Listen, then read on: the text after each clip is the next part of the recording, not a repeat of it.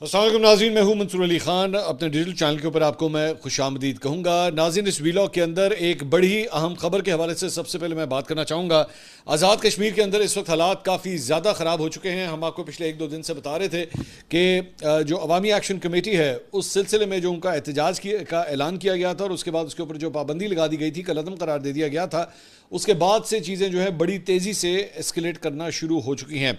और पिछले 24 घंटे के अंदर जो है वो आज़ाद कश्मीर के मुख्तलिफ इलाकों के अंदर एहतजाज रिकॉर्ड किए गए। अब ये मामला एकदम बहुत ज़्यादा सीरियस हो गया है क्योंकि CMH रावला कोर्ट के अंदर मौजूद CMH के ऊपर जो है वो हमला किया गया है। और यही बताया जा रहा है कि जो जॉइंट एक्शन कमेटी है उसी के कारिंदों की जानिब से, उसके कारकुनों की जानिब से जो है ये हमला किया गया है। और उसके अंदर अभी तक की इतलात के मुताबिक 4 जो सिक्योरिटी एहलकार हैं वो शहीद हुए हैं, जिसमें 3 पुलिस एहलकार हैं और 1 FC का एहलकार है, जबकि 20 अफराद जो है वो 20 सिक्योरिटी एहलकार जो है वो इसके अंदर शदीद ज़ख्मी भी हुए हैं। मैं इसकी डिटेल जो है मैं थोड़ी देर में मज़ीद आपके साथ जो है मैं शेयर करता हूँ कि आखिर ये मामला क्या है।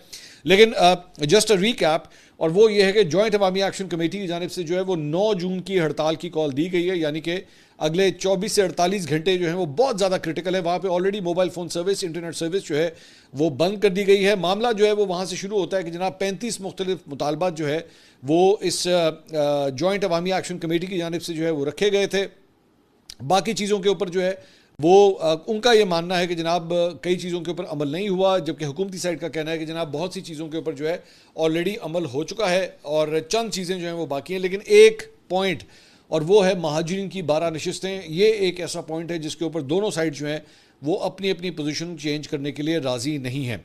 अब इस सारे मामले के अंदर जो है ये भी बताया गया है कि 14,000 जो सिक्योरिटी एहलकार हैं वो भी बुलवा लिए गए हैं। उन्हें भी आज़ाद कश्मीर के मुख्तलिफ शहरों के अंदर जो है वो तैनात करने का फ़ैसला किया गया है। लेकिन रावला कोर्ट के अंदर जो वाक़या पेश आया है उसमें एक जो वजह बताई जाती है, वहाँ पे एक ये जॉइंट अवामी एक्शन कमेटी का एक कारकुन था शाहजेब, उसके बारे में बताया जाता है कि वो गोली लगने से जो है वो शहीद हुआ था। और उसके बाद उसके नमाज जनाजा के लिए जब वहाँ पे लोग इकट्ठे हुए हैं तो उनकी जानिब से मूवमेंट हुई है और उन्होंने CMH के ऊपर जाके वहाँ पे हमला किया है।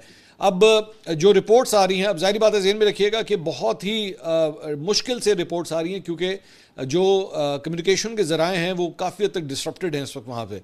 तो मुख्तलिफ सोर्सेज से हमें बड़ी मुश्किल से चंद डिटेल्स जो हैं वो मिल रही हैं और उनको वेरीफाई करना हमारे लिए काफ़ी मुश्किल है इस वक्त। लेकिन जो भी डिटेल्स हमारे पास आ रही हैं उसमें ये बताया जा रहा है कि CMH के बाहर जो सिक्योरिटी एहलकार वहाँ पे मौजूद थे, जब ये काफ़िला वहाँ पे, जब ये कारकुनों का काफ़िला जो है वहाँ पे CMH के बाहर पहुँचा है तो उन्हें डिस्पर्स करने के लिए जो है सिक्योरिटी एहलकारों की जानिब से हवाई फायरिंग की गई है। इनिशियल जो हमें खबरें मिल रही हैं वो ये हैं। और लेकिन इसके बावजूद जो है वो जो जत्था था वो CMH के तरफ वहाँ पे दाखिल हुआ है और उनकी जानिब से ये इतलात आ रही हैं कि जनाब उनकी जानिब से जो है वो पॉइंट ब्लैंक रेंज के ऊपर स्ट्रेट फायरिंग की गई है, जिसके नतीजे में सिक्योरिटी एहलकारों की भी जो है वो शहादतें हुई हैं। और ये भी चंद ज़राए ये बता रहे हैं कि शायद जो ममनुआ बोर है उसकी गोलियाँ जो हैं वो इस्तेमाल की गई हैं। जो सिक्योरिटी के इदारे हैं वो बार बार ये बात कर रहे हैं कि जॉइंट अवामी एक्शन कमेटी के जो मुख्तलिफ कारकुन हैं उनके पास बड़ा लेटेस्ट किस्म का असलहा भी मौजूद है और वो भी इस एहतजाज के अंदर इस्तेमाल कर रहे हैं। जबकि दूसरी जानिब इनके साथ जो कारकुन जुड़े हुए हैं उनका ये कहना है कि जनाब हमारे ऊपर फायरिंग की जा रही है और हमें जो है वो निशाना बनाया जा रहा है। इस सारे मामले के अंदर जो है वो मामला बैड टू वर्स होते जा रहे हैं। मतलब यहाँ पे चंद लोग जो हैं वो ये बात भी कर रहे हैं कि ये आज़ाद कश्मीर का 9 मई है, जिस तरह एक फ़ौजी इंस्टॉलेशन के ऊपर लाहौर के अंदर और मुख्तलिफ GHQ रावलपिंडी के अंदर जो है वो हमला किया गया था, ये बिल्कुल उसी तरह आज़ाद कश्मीर के अंदर जो है वो रावला कोर्ट के अंदर CMH जो कि एक और फ़ौजी इंस्टॉलेशन है उसके ऊपर ये उस तरह का हमला किया गया है। ज़हन में रखिएगा कि ये जमात, ये तंजीम जो है वो ऑलरेडी इसे कलअदम करार दिया जा चुका है। अब उसके बाद जब आप इस किस्म के कोई एक्शंस करते हैं तो आपके अगर कोई लीगल डिमांड्स भी होती हैं वो ऑटोमेटिकली पसे पर्दा चली जाती हैं और आपका ये वाला चेहरा जो है वो नुमाया हो जाता है, वो सबसे आगे चला जाता है। और इसकी सबसे बड़ी एग्जांपल जो है वो पाकिस्तान तहरीक इंसाफ है, जिसको 9 मई के इस वाक़े को कई साल हो चुके हैं, लेकिन आज 2026 में भी उस दाग को जो है वो नहीं मिटा सके हैं और बार बार उनको उसका जवाब देना पड़ रहा है। अब यहाँ पे भी जो है वो एक फ़ौजी इंस्टॉलेशन के ऊपर जो है वो हमला किया गया है। अब दूसरी जानिब कुछ और वीडियोज़ भी हमें रावला कोर्ट से रिपोर्ट की जा रही हैं और वो ये है कि जनाब बड़ी ही शदीद किस्म की शेलिंग हो रही है इस वक्त वहाँ पे और वहाँ पे क्राउड को जो है डिस्पर्स करने की कोशिश की जा रही है और ये शाम से ये सिलसिला जो है वो अभी भी जारी है। जब मैं ये वीडियो रिकॉर्ड कर रहा हूँ तो आधी रात का वक्त जो है वो ऑलरेडी इस वक्त हो चुका है और हालात जो हैं वहाँ पे इस वक्त काफ़ी ज़्यादा टेंस है। कुछ बाज़ार जो हैं वहाँ पे बंद कर दिए गए हैं, कुछ बाज़ार जो हैं वो खुले रहे, लेकिन दिन भर जो है वो पुलिस की, सिक्योरिटी एहलकारों की और वहाँ के मुजाहिदीन की जो आंख बिचौली है वो आपस में चलती रही है।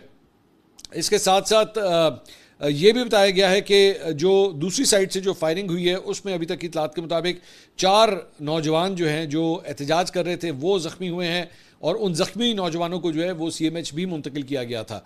इसके साथ साथ कश्मीर अवामी एक्शन कमेटी के मेंबरान पर फायरिंग और एक नौजवान की शहादत के बाद जो है आज़ाद कश्मीर में कॉल से पहले ही जो है वो मुजाहरे फूट पड़े थे। अब अभी ये एहतजाज जो है ज़हन में रखिएगा कि 9 जून को होना है, लेकिन उससे पहले ही जो है वो हालात काफ़ी ज़्यादा ख़राब हो चुके हैं।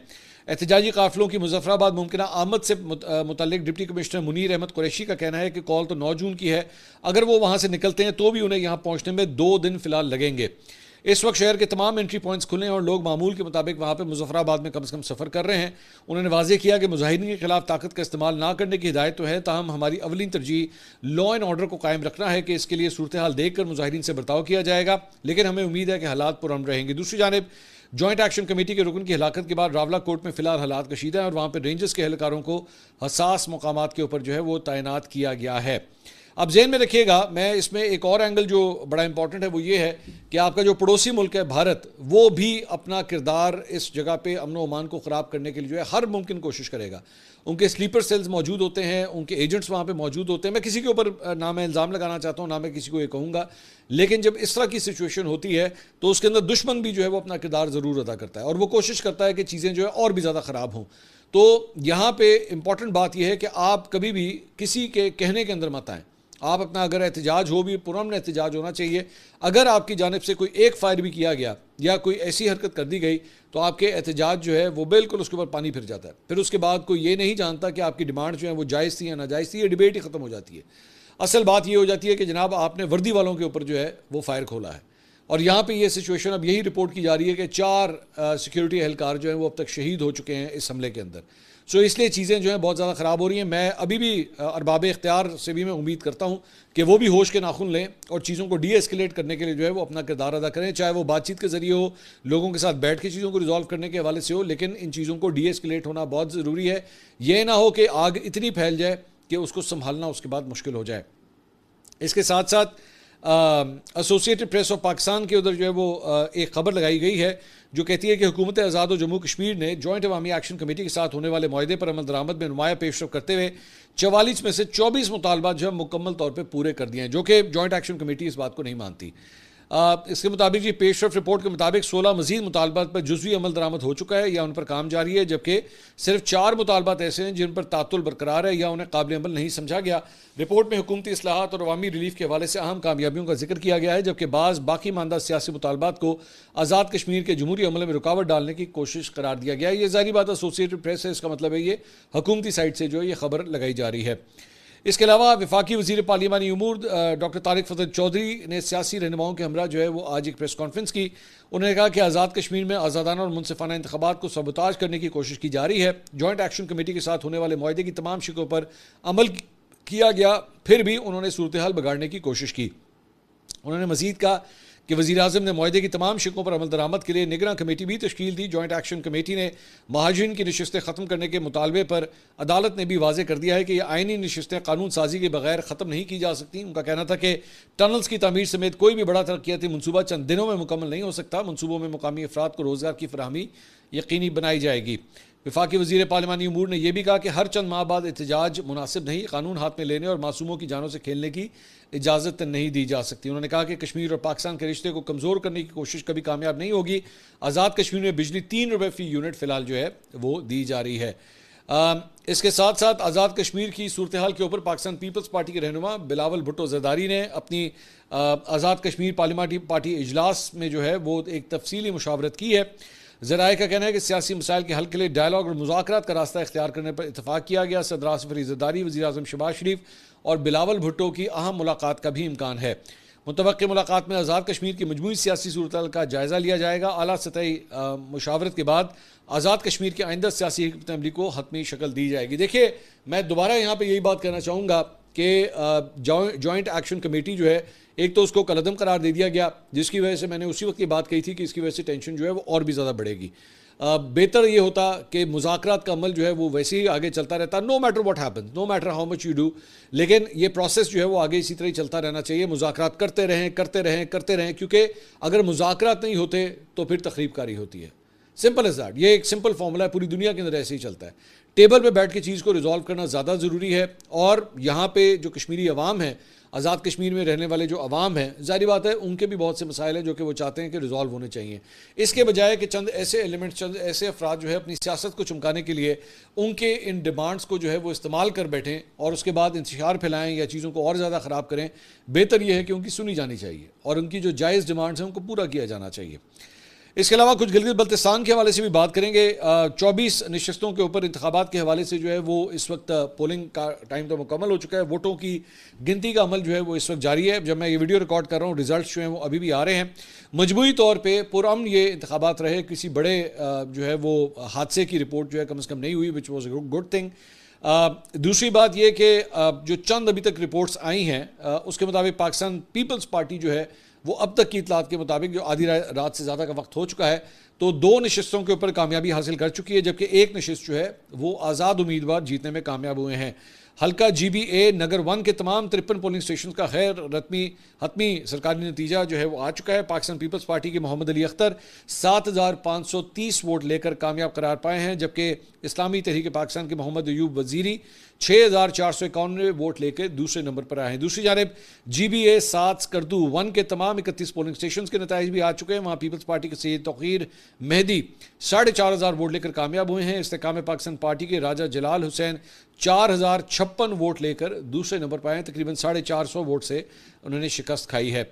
GBA 24 घांचे 3 से आज़ाद उम्मीदवार असद शफीक 8,092 वोट लेकर कामयाब हुए, जबकि पीपल्स पार्टी के मोहम्मद इस्माइल 5,072 वोट लेकर दूसरे नंबर के ऊपर आए हैं। ये अब तक की वो मतलब सीट्स हैं जिनके कंप्लीट रिजल्ट्स, 3 सीटों के रिजल्ट्स अभी तक आ चुके हैं। दूसरा, हमें जो लोकल ज़राए से हमारे पास खबर आ रही है उसके मुताबिक जो इस वक्त मज़ीद जो गिनती जा रही है, ज़ाहिर बात है परसेंटेज जो है वो कहीं पे कम है, कहीं पे ज़्यादा है, कहीं पे 40% वोट गिने जा चुके हैं, कहीं पे 80% वोट गिने जा चुके हैं। लेकिन 7 मुख्तलिफ नशस्तों के ऊपर जो है इस वक्त मुस्लिम लीग नून जो है वो बरतरी हासिल किए हुए है, जबकि 7 नशस्तों के ऊपर ही पाकिस्तान पीपल्स पार्टी जो है वो बरतरी हासिल किए हुए, जबकि 7 नशस्तों के ऊपर आज़ाद उम्मीदवार भी जो हैं वो बरतरी हासिल किए हुए। सो बड़ी एक मिक्स बैग किस्म की जो है वो फिलहाल रिपोर्ट्स आ रही हैं, लेकिन दोबारा जब तक 100% रिजल्ट जो है वो नहीं आ जाते तब तक हतमी तौर पे नहीं कहा जा सकता कि एक्चुअली इन सीटों के ऊपर विनर कौन होगा। MWM को 2 जबकि इस्तेकाम पाकिस्तान पार्टी को 1 सीट के ऊपर जो है वो बरतरी हासिल है। इसके अलावा पाकिस्तान पीपल्स पार्टी के सेक्रेटरी जनरल नईर हुसैन बुखारी ने कहा है कि गिलगित बल्तिस्तान में पीपल्स पार्टी को फॉर्म 45 फराहम नहीं किए जा रहे। चीफ इलेक्शन कमिश्नर से रब्ता करके मामले से मुतल्लिक आगाह किया है। उधर PPP के रहनुमा कमर ज़मान कायरा का भी कहना है कि चीफ इलेक्शन कमिश्नर कह रहे हैं कि पुरअमन इंतखाबात हुए लेकिन अमला फॉर्म 45 नहीं दे रहा। इलेक्शन कमीशन गिलगित बल्तिस्तान की जानब से हिदायत जारी की गई हैं। तमाम 24 हल्का जात के रिटर्निंग ऑफिसर्स को मुतला किया गया है कि मुअज़्ज़ज़ chief election commissioner Gilgit Baltistan ने हिदायत फरमाई है कि अपने अपने हल्का इंतखाब के तमाम प्रिजाइडिंग अफसरान को फौरी तौर पर अहकामात पहुँचाए जाएँ कि वो पोलिंग स्टेशन पर मौजूद तमाम उम्मीदवारों के पोलिंग एजेंट्स को फॉर्म 45 नतीजा स्टेटमेंट ऑफ द काउंट की एक मुसद्दक़ा नकल लाजमन फराहम करें। ये अमल इलेक्शन एक्ट 2017 और इलेक्शन रूल 2017 के मुतालिक दिफात के ऐन मुताबिक यकीनी बनाया जाए ताकि इंतखाबी अमल में शफाफियत बरकरार रहे और नताइज की तरसील और ऐलान के मराहिल खुश असलूबी से मुकम्मल किए जा सकें। दूसरी जानिब गिलगित बल्तिस्तान के नताइज में ताख़ीर पर तर्जुमान पाकिस्तान पीपल्स पार्टी शाजिया मरी ने तशवीश का इजहार किया है। उन्होंने कहा नताइज में गैर मामूली ताख़ीर शकूक व शुबहात को जन्म दे रही है। फॉर्म 45 की फराहमी में ताख़ीर नाकाबिल कबूल, इंतखाबी अमल मुतनाज़ा बनाने की कोशिश है। वोटर लिस्टों और पोलिंग स्टेशनों में तब्दीली धांधली की निशानदेही है। अस्तोर के इलाके बोंजी में पोलिंग स्टेशन पहाड़ी पर मुंतकिल करना हक़ राय दही पर हमला है। नताइज में रद्दोबदल या अवामी मैंडेट पर डाका डालने की कोशिश कामयाब नहीं होने देंगे। अवामी ताकत से इंतखाबी अमल मुतनाज़ा बनाने वाले तमाम हथकंडे नाकाम बनाए गए। अच्छा, अब मैं जब ये वीडियो रिकॉर्ड कर रहा हूँ आधी रात का तकरीबन वक्त जो है वो हो चुका है। इम्पॉर्टेंट बात इसमें यह है, मैं पहले भी ये बात बता चुका हूँ कि मुख्तलिफ जो हल्के हैं, ये जो 24 मुख्तलिफ हल्के हैं, इसमें फ़ी हल्का तकरीबन 40 से 50 हज़ार वोट है। ठीक है, अब अगर आप इसको कंपेयर करें विद पाकिस्तान में इससे 5-5 गुना 6-6 गुना बड़े हल्के, बल्कि इससे भी ज़्यादा बड़े होते हैं। ठीक है, और उसके रिजल्ट्स जो हैं वो तकरीबन, जो सही रिजल्ट हों वो तकरीबन 10, 11, 12 बजे तक जो है वो कंपाइल हो जाते हैं। यहाँ पे जिन हलकों की मैं बात कर रहा हूँ वो 40-50 हज़ार वोट होंगे, और जारी बात है जब मैं 40-50 हज़ार वोट कहता हूँ तो इसका मतलब ये नहीं है कि 40-50 हज़ार वोट डला भी है। आम तौर पे अगर मैं इसको 50% भी कंसिडर करूं तो ये तकरीबन 20 हज़ार वोट जो है वो डल जाते हैं। और मैं जितने वोट अभी आपको मैं बता के हटाऊं, तकरीबन यही पैटर्न हर जगह चल रहा है। मतलब जीतने वाले ने 7,000 vote, 8,000 vote, 5,000 vote, 6,000 vote TA में, और दूसरे आने वाले ने उसका 1,000, 1,500, 2,000 का फ़र्क है। आप रफली अंदाज़ा लगा लीजिए कि तकरीबन को 15,000 वोट जो है, 15 से 20,000 वोट जो है डलता है। 15 से 20,000 वोट गिनना किसी भी इंतखाबी हल्के के अंदर जो है वो सिर्फ 2 से 3 घंटे का काम है, क्योंकि सारा का सारा एक जगह तो नहीं गिना जाना ना, ये सारे मुख्तलिफ पोलिंग स्टेशन हैं, वहाँ पे गिने जाने हैं, और वहाँ पे उनके अपने अपने जो प्रिजाइडिंग ऑफिसर्स हैं उन्होंने कंपाइल करके आगे इसको फॉर्म 47 के लिए अपने फॉर्म 45 जो हैं वहाँ पे आगे देने हैं। तो ये इतना कोई लंबा काम नहीं है, लेकिन चूंकि अब इस पर देर हो रही है तो इसलिए पाकिस्तान पीपल्स पार्टी ने इसके ऊपर जो है तशवीश का इजहार किया है। कुल 33 नशस्तें होती हैं इस असम्बली के अंदर, जिसमें से 24 जो हैं वो डायरेक्ट इलेक्शन इसमें होता है, जबकि दीगर जो है वो मखसूस नशस्तें होती हैं। सादा अक्सरियत से हुकूमत बनाने के लिए 17 सीटें जो हैं वो आपको दरकार हैं। बिलावल भुट्टो की जानिब से फॉर्म 45 और 47 का इस कैंपेन में जिक्र किया गया। नवाज शरीफ ने मुझे देश से क्यों निकाला, इसकी उनकी तकरीर बड़ी मशहूर हुई, और उसके बाद फिर वो खुद ही देश से चले गए, जिनीवा चले गए उसके बाद। जबकि तहरीक इंसाफ के रहनुमा जुनैद अकबर, नईम हैदर पंजोता, सलमान अकरम राजा, उन्हें सूबा बदर किया गया इस सारे मामले के अंदर। दूसरी बात यह कि पाकिस्तान तहरीक इंसाफ के इवन दो इन लोगों को जो है वो सूबा बदर किया भी गया, लेकिन इतलात हमारे पास यही आ रही थी कि जनाब पाकिस्तान तहरीक इंसाफ की कोई इतनी लंबी चौड़ी सपोर्ट वहाँ पे नहीं है, या जिस तरह उनके चंद लोग जो है वो क्लेम कर रहे थे कि जनाब 2/3 मेजॉरिटी मिल जाएगी और ये हो जाएगा, वो इतने इनके पास शायद कैंडिडेट्स भी नहीं होंगे, या इतना कोई बड़ी बात नहीं थी। जो इस मरतबा इलेक्टेबल्स थे, हमने हबीब अकरम साहब का पॉडकास्ट किया था जिन्होंने 10 दिन लगाए इस पूरी कैंपेन में, तो उन्होंने खुद ये बताया था कि जनाब ज़्यादातर जो है वो इलेक्टेबल्स इन दीगर जमातों में ऑलरेडी जा चुके हैं।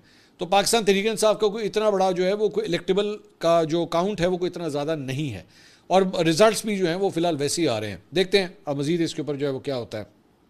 इसके अलावा कुछ इधर इस्लामाबाद की भी कुछ खबर लेते हैं। हुकूमती वफ़द और इत्तेहादी जमात पीपल्स पार्टी के दरमियान बजट पर जनाब डेडलॉक जो है बरकरार है। हंगामी इजलास फौरी ख़त्म हो गया है, और नायब वज़ीर आज़म सागडार की सरबराही में हुकूमती वफ़द की पीपल्स पार्टी के वफ़द के साथ वज़ारत ख़ारजा में मुलाकात हुई। पीपल्स पार्टी के वफ़द में नवीद कमर और शहरी निमान जो है वो मौजूद थी। PPP को सूबों से इजाफी टैक्स, सब्सिडी और तरक्याती बजट से मुतल्लिक तहफ़्फ़ुज़ात हैं। वज़ारत ख़जाना के हुकाम भी हुकूमती वफ़द में शामिल हैं, लेकिन वो डेडलॉक जो है वो अभी तक नहीं टूट सका। इसके अलावा नून लीग के रहनुमा मियाँ जावेद लतीफ़ साहब, जिनके पास आजकल किसी किस्म का कोई ओहदा नहीं है, इलेक्शन भी वो हार गए थे, बिल्कुल आजकल साइडलाइन हुए हुए हैं। इनके पसंदीदा 1-2 शोज़ के अंदर ये जाते हैं, इसके अलावा इनको कोई ज़्यादा शो में बुलाता नहीं है। तो उन्होंने दोबारा लाइमलाइट जो है वो हासिल की है, और इस मरतबा लाइमलाइट हासिल की है अपनी ही हुकूमत के ऊपर जो है करप्शन के इल्ज़ाम डाल के। वो किस तरह उन्होंने ये इल्ज़ाम लगाया है, उन्होंने ट्वीट किया, उन्होंने कहा सब अच्छा की रिपोर्ट बहुत से आम हक़ाइक़ को पस पर्दा ले जाती है। शेखुपुरा के दीगर महकमों में अरबों रुपए के स्कैंडल्स के बाद वासा में भी करप्शन की इंतहा हो रही है। अब ये जाहिर बात है दीगर महकमे या वासा जो है ये आप ही की हुकूमत के अंडर आते हैं। पंजाब हुकूमत, मरियम नवाज़ की हुकूमत के ऊपर ये इल्ज़ाम लग रहे हैं। नाकिस मनसूबाबंदी, गैर मेयारी मटीरियल और बदनवानी न सिर्फ वसाइल का ज़िया है बल्कि शहरियों के घरों को भी खतरे में डाल रहे हैं। अगर इन मनसूबों की शफाफ निगरानी मुमकिन नहीं हो सकती तो चंद जेबें भरने के बजाय ये वसाइल गरीब अवाम पर खर्च किए जाएँ ताकि किसी की बेटी की शादी हो सके या किसी की बीमार प्यारे का इलाज हो सके। इससे पहले जो है वो सुतरा पंजाब फैसलाबाद से भी जो है अरबों रुपए का एक स्कैंडल जो है वो सामने आया था, लेकिन उसकी इंक्वायरी का जो हुक्म था वो मरियम नवाज़ ने खुद दिया था। अब मियाँ जावेद लतीफ़ साहब ने जो है वो अपनी ही हुकूमत के अंडर आने वाले महकमों के ऊपर जो है करप्शन के इल्ज़ाम लगाए हैं। तो बाहर वाले मतलब अपोजिशन की जानिब से कोई लगाए तो चलें, ठीक है, बात समझ आती है। ये तो अपनी हुक्मरान जमात के एक बंदे की जानिब से जो है वो इल्ज़ाम लगाए गए हैं। अब मेरे ख्याल में इसके बाद जो है वो मियाँ जावेद लतीफ़ साहब को जो अटेंशन चाहिए थी वो मेरे ख्याल में गवर्नमेंट की जानिब से शायद मिल जाएगी। हो सकता है नेगेटिव भी हो, जाहिर बात है, ये कुछ अभी पता नहीं है। इसके अलावा साकिब चद्दड़ और मोमना इकबाल का जो मामला है उसके ऊपर साकिब चद्दड़ साहब ने जनाब एक दरख्वास्त जो है थाना भवाना के अंदर जो है वो जमा करवाई है, और उन्होंने मोमना इकबाल की बहन रमशा इकबाल के ऊपर जो है 80 लाख रुपए की अमानती रकम हड़प करने और मुजरिमाना रवैया इख्तियार करने के संगीन इल्ज़ाम लगाए हैं।